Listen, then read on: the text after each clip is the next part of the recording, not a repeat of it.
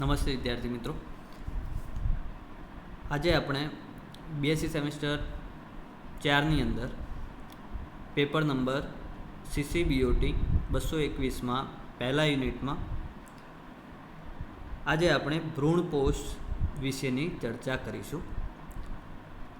તો ભ્રૂણપોષ જે છે તે આપણે ફલનની ક્રિયામાં જોઈ ગયા કે જે પરાગ નલિકામાંથી જે બે પૂજન્યુઓ મુક્ત થતા હોય છે, તે બે પૂજન્યુઓમાંથી એક પૂજન્યુ જે છે તે અંડકોષ સાથે જોડાય છે અને તે ભ્રૂણનું નિર્માણ કરે છે, જ્યારે જે બીજો જે પૂજન્યુ જે છે તે દ્વિકીય કોષ કેન્દ્ર સાથે જોડાઈ અને ભ્રૂણપોષનું નિર્માણ કરતું હતું. તો હવે ભ્રૂણપોષ જે છે તેનો વિકાસ અને તેના પ્રકારો જે છે તેની વિશે આજે આપણે ચર્ચા કરીશું. ભ્રૂણપોષનો વિકાસ જોઈશું. તો પ્રાથમિક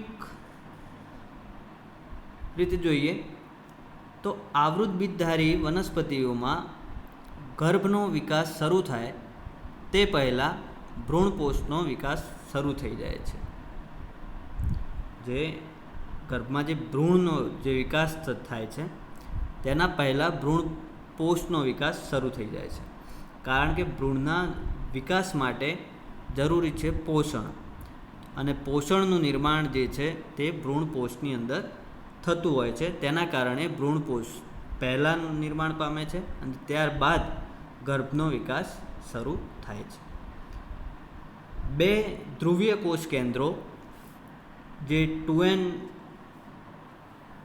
છે અને એક નરજન્યુ જે એકકીય છે, આ બંને જોડાઈને પ્રાથમિક ભ્રૂણપોષ કોષ કેન્દ્ર ઉત્પન્ન કરે છે.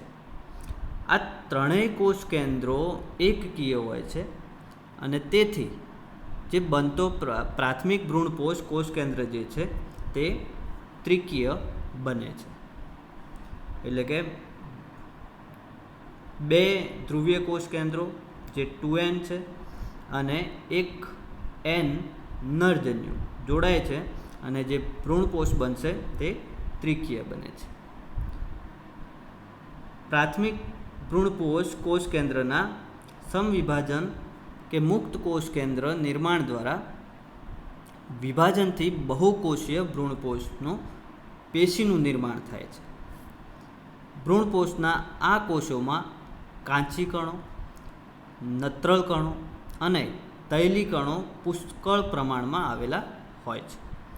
અમુક વનસ્પતિઓમાં એટલે કે ઓર્કિડેસી, પોડોસ્ટોમેસી કુળમાં બેવડા ફલનથી ઉત્પન્ન થયેલા કોષોનો સમૂહ નાશ પામે છે. તેથી આ વનસ્પતિઓમાં ભ્રૂણપોષનો વિકાસ થતો નથી અને તેની જગ્યાએ તેમાં ભ્રૂણને નિર્માણ માટેની એક વાહક પેશી આવેલી હોય છે.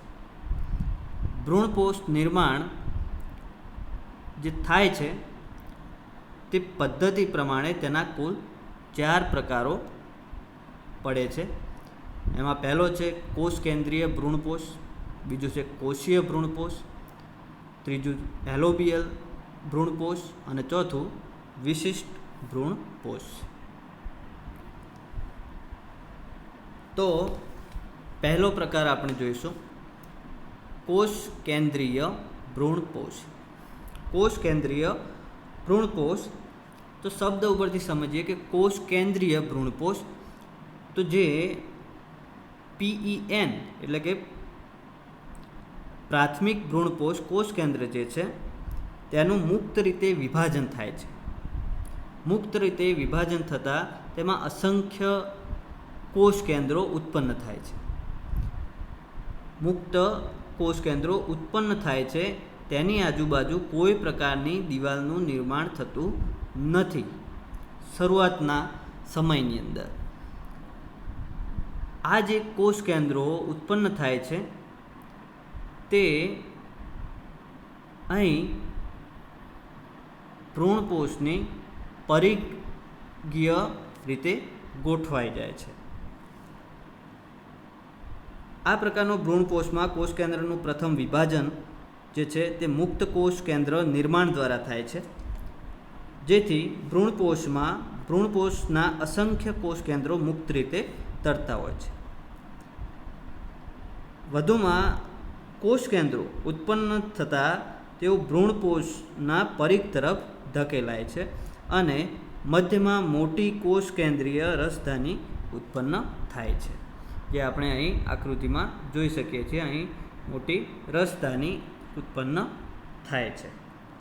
કેટલીક વાર અસંખ્ય કોષ કેન્દ્ર અંડછિદ્રીય અને બીજાંડતલીય ભાગ તરફ એકત્રિત થતા હોય છે, અથવા તો કેટલીક વખત એવું હોય કે અહીં અંડછિદ્ર તરફ અથવા તો બીજાંડતલ તરફ આ કોષ કેન્દ્રો એકત્રિત થતા હોય છે. મૂસા એટલે કે કેળા વનસ્પતિમાં જુલિયાનો અને અલ્કાએ એવી પરિસ્થિતિનો અભ્યાસ કર્યો કે કેટલાક ભ્રૂણપોષીય કોષ કેન્દ્ર ઘણી જ ક્રિયાશીલતા દર્શાવી વિભાજન પામે છે, જ્યારે કેટલાક છૂટાછવાયા કોષ કેન્દ્રોના સમૂહો બનાવે છે. અને આ જે સમૂહો જે બનાવે છે તેને નોડ્યુલ્સ તરીકે ઓળખવામાં આવે છે. આ પ્રકારના ભ્રૂણપોષમાં મુક્ત કોષ કેન્દ્ર નિર્માણમાં વિભાજનોની સંખ્યા જાતિઓ પ્રમાણે અલગ અલગ હોય છે. એટલે કે જુદી જુદી વનસ્પતિની જાતિઓમાં જે વિભાજનનો દર જે છે, જે સંખ્યા જે છે તે જુદી જુદી હોય છે. એટલે કે મેલ્યુસની કેટલીક જાતિમાં 2 થી 3000 કોષ કેન્દ્રો જોવા મળે છે. ત્યાર પછી ક્રેપિસમાં 8 થી 16 મુક્ત કોષ કેન્દ્રો બનેલા હોય છે. તો આ રીતે જુદા જુદા કોષ કેન્દ્રો બનતા હોય છે. સામાન્ય રીતે કોષ દિવાલનું નિર્માણ જે છે તે પરિઘ તરફના ભાગમાંથી શરૂ થાય છે.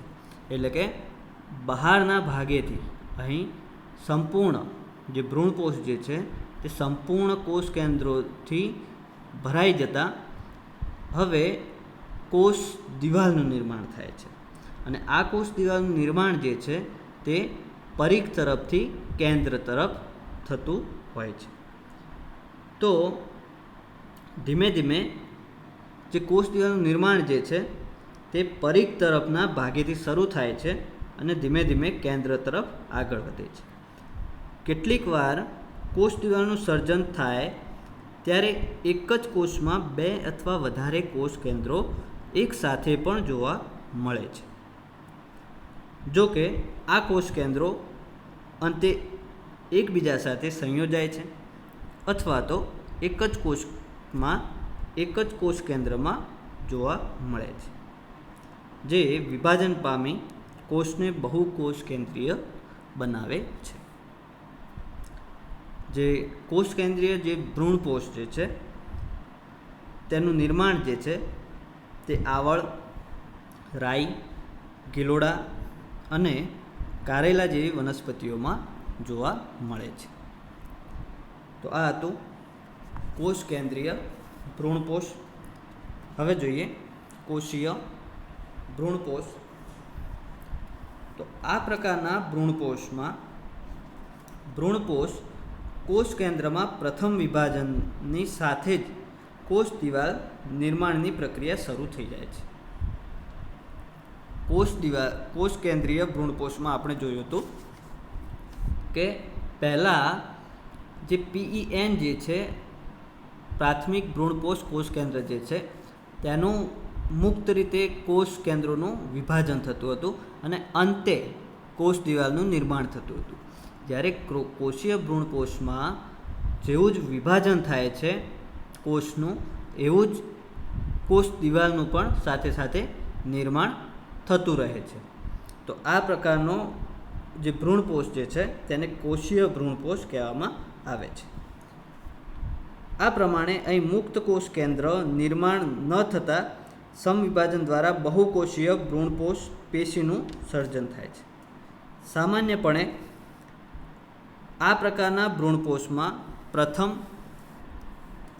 અને ઓછામાં ઓછા 2 થી 3 ક્રમિક વિભાજનોથી કોષ દિવાલ પટ્ટિકાનું સર્જન થાય છે.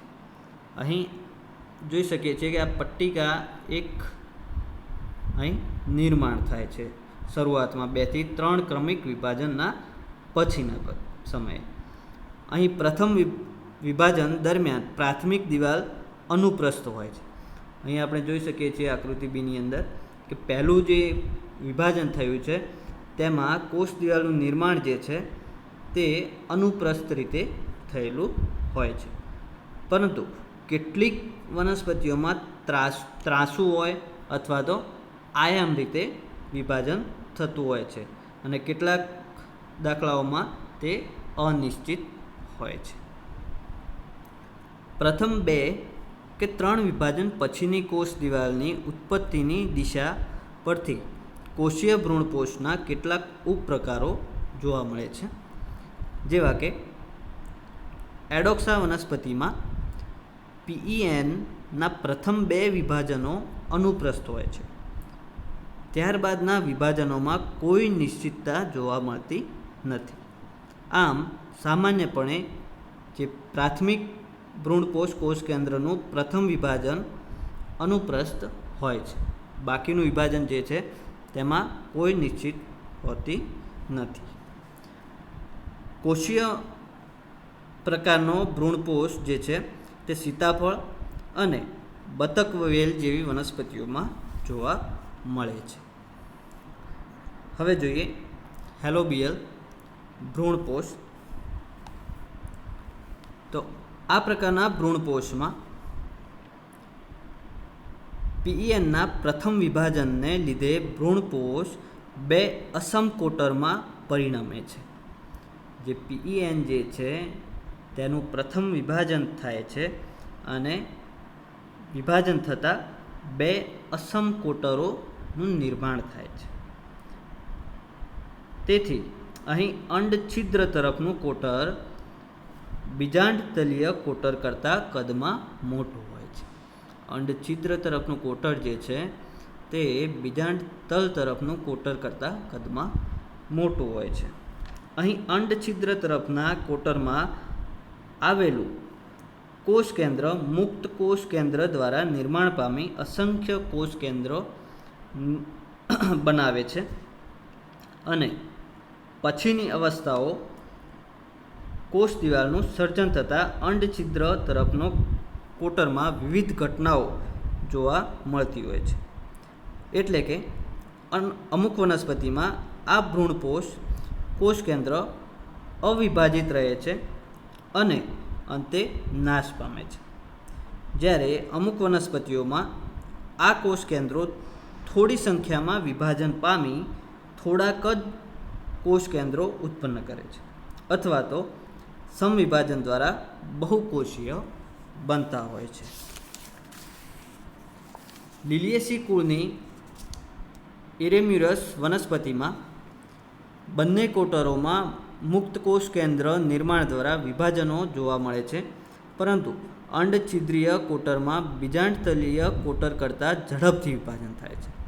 એટલે કે જે અંડછિદ્ર તરફનું જે કોટરમાં જે કોષ કેન્દ્રનું વિભાજન થાય છે તે બીજાંડતલ તરફના કોટરમાં જે વિભાજન થાય છે તેના કરતાં ઝડપથી થતું હોય છે. આથી જ્યારે છિદ્રીય કોટરમાં 8 કોષ કેન્દ્રોનું નિર્માણ થયું હોય ત્યારે બીજાંડતલીય કોટરમાં 4 કોષ કેન્દ્રો નિર્માણ પામતા હોય છે. પરિપક્વતા પછી અંડકમાં બીજાંડતલીય કોષોમાં કોષરસનું પ્રમાણ ધીરે ધીરે ઓછું થતાં તે અંતે નાશ પામે છે. જે બીજાંડતલ તરફનો કોટર જે છે તેમાં ધીમે ધીમે કોષરસ ઘટતો જાય છે અને તેના કારણે તે કોષો જે છે તે નાશ પામે છે. આ પ્રકારનો જે ભ્રૂણપોષ જે છે તે બેલિસ્નેરિયા અને ટ્રિલિયમ જેવી વનસ્પતિઓમાં જોવા મળે છે. ત્યાર પછી જોઈએ છેલ્લો પ્રકાર વિશિષ્ટ પ્રકારનો ભ્રૂણપોષ. તો તેમાં વિશિષ્ટ પ્રકારના ભ્રૂણપોષમાં 2 પેટા પ્રકારો છે. એક છે મોઝેઇક પ્રકાર અને બીજો છે રૂમિનેટ એટલે કે રેસાભેદી ભ્રૂણપોષ. મોઝેઇક એટલે કે રંગબેરંગી. તો મકાઈમાં બે જુદા જુદા રંગના કોષોનો સમૂહ જોવા મળે છે. તેમાં ભ્રૂણપોષનો કેટલોક ભાગ કાંચી એટલે કે સ્ટાર્ચ ધરાવતા કોષોનો બનેલો હોય છે, જ્યારે અમુક ભાગ શર્કરા ધરાવતા કોષોનો બનેલો હોય છે. આમ મકાઈના ભ્રૂણપોષમાં વિવિધતા જોવા મળે છે. એટલે કે કેટલાક દાણા જે છે તે પીળા હોય છે અને કેટલાક જે છે તે લાલ કલરના જોવા મળતા હોય છે. તેથી આ પ્રકારના ભ્રૂણપોષને મોઝેઇક ભ્રૂણપોષ કહેવામાં આવે છે. મકાઈમાં સફેદ અને લાલ રંગનો જથ્થો એકબીજાની સાથે ભળી ગયેલો હોય છે. તેથી આ પ્રકારનો ભ્રૂણપોષ વિવિધ રંગીય દેખાતો હોય છે. તેને મોઝેઇક ભ્રૂણપોષ કહેવામાં આવે છે. બીજો પ્રકાર છે રૂમિનેટ એટલે કે રેસા ભેદિત ભ્રૂણપોષ. તો આ પ્રકારના ભ્રૂણપોષનો આકાર અમુક અંશે અનિયમિત એટલે કે ખરબચડો દેખાય છે, જેનો વિકાસ બીજાવરણની અંદરની અનિયમિત સપાટી પર આધારિત હોય છે.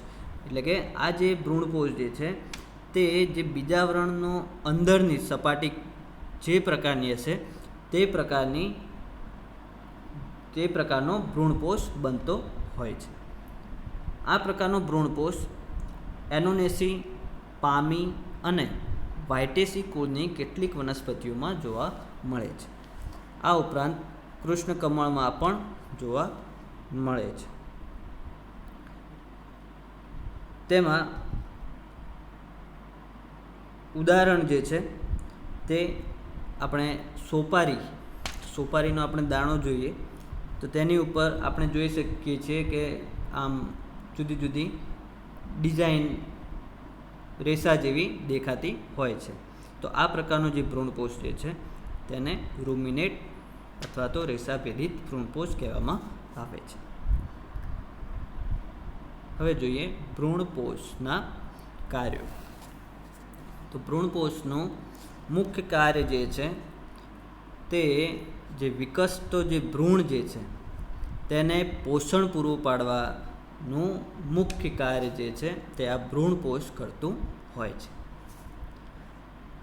ફલન સમયે ભ્રૂણપોષમાં ખૂબ જ ઓછા પોષક દ્રવ્યો આવેલા હોય છે, જ્યારે ભ્રૂણપોષ વિકાસ પામે છે ત્યારે ખૂબ જ મોટા જથ્થામાં પોષક દ્રવ્યો હોય છે, જે ભ્રૂણને પોષક આહાર પૂરો પાડતું હોય છે. મોટાભાગની આવૃતબીજધારી વનસ્પતિઓમાં જ્યારે ભ્રૂણપોષ વિકસિત બની યોગ્ય પોષણક્ષમ બને છે ત્યારબાદ જ યુગ્મનજમાં વિભાજનો શરૂ થતા હોય છે. આ પ્રકારના કિસ્સાઓમાં યુગ્મનજમાં વિભાજન પણ ભ્રૂણપોષની સાથે જ થાય છે અને અંતે ઝડપી વિભાજનો થઈ ભ્રૂણનું નિર્માણ થાય છે. સામાન્ય રીતે ભ્રૂણપોષ પૂરેપૂરો વિકાસ પામે ત્યારબાદ જ ભ્રૂણની વૃદ્ધિ થાય છે. જો ભ્રૂણપોષ નિષ્ક્રિય થઈ જાય તો તેની સાથે સાથે જે ભ્રૂણનો વિકાસ જે છે તે પણ અટકી જતો હોય છે. ભ્રૂણપોષ પેશીનો અભાવ હોય ત્યારે વિકસતો ભ્રૂણ જે છે તેના માટે ચોક્કસ પ્રકારની પેશી પોષણ માટે ઉદ્ભવે છે, પણ દરેક વનસ્પતિઓમાં નહીં. પરંતુ અહીં આપણને ઉદાહરણ આપેલા છે પોડોસ્ટેમેસી, ઓર્કિડેસી અને ટ્રોપેસી જે છે તેની અંદર જ આ ચોક્કસ પ્રકારની પોષણ માટેની પેશી ઉત્પન્ન થતી હોય છે. વૃદ્ધિ સમયે ભ્રૂણ તેની ફરતે આવેલા ભ્રૂણપોષ સાથે સંકળાયેલો રહે છે. ઘણી વનસ્પતિઓમાં ખાસ કરીને સીંબી અને કુકરબિટેસી કુળમાં બીજ પુખ્ત બને ત્યાર સુધી સંપૂર્ણ રીતે ભ્રૂણપોષ સાથે સંકળાયેલો જોવા મળે છે. જે આપણે જોઈએ છીએ કે કાકડી આપણે જોઈએ છીએ કે તે સંપૂર્ણ પુખ્ત થઈ જાય તો પણ તે ભ્રૂણપોષ સાથે જ સંકળાયેલો હોય છે. આમ ભ્રૂણપોષ એ વિકસતા ભ્રૂણને પોષણ પૂરું પાડવા સાથે સંકળાયેલી પેશી છે. Thank you.